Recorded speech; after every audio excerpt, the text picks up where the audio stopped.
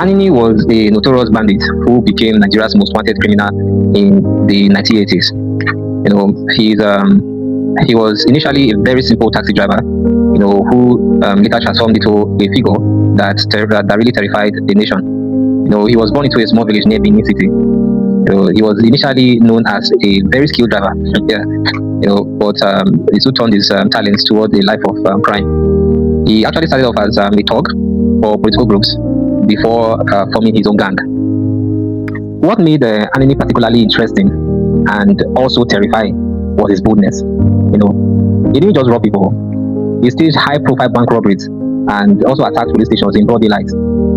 During his many crimes in 1986, he acted as Robin Hood. Robin Hood. After robbing banks or buses, he would sometimes drive into busy marketplaces and just throw, cash into the air for poor people to grab. So this made him look like a hero, to some. Why the government saw him as a major threat to national security. For a long time, the police couldn't catch him. So many people believe that he had magical powers that made him invisible, or that allowed him to disappear whenever he wanted.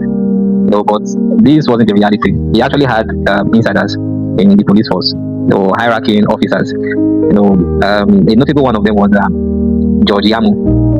So these officers, they're the one feeding Anini information about police movements and providing him with weapons in exchange for a share of the stolen money.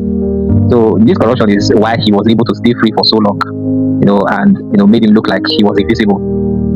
The situation became so bad that the Nigeria president at the time, that was Ibrahim Babangida, famously asked the Inspector General of Police, "Where is Anini?" That was during a public meeting, and that really put a lot of pressure on the authorities to act. Eventually, the law caught up with Anini in December 1986. He was found in a house in Benin City, and during the raid, he was shot in the leg, to prevent him from escaping.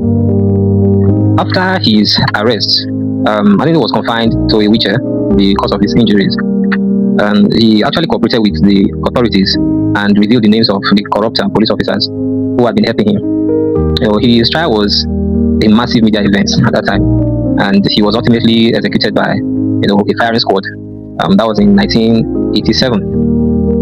Anini's life remains a cautionary story about the dangers of corruption and how a lack of security can allow a single individual, to hold a whole country in fear.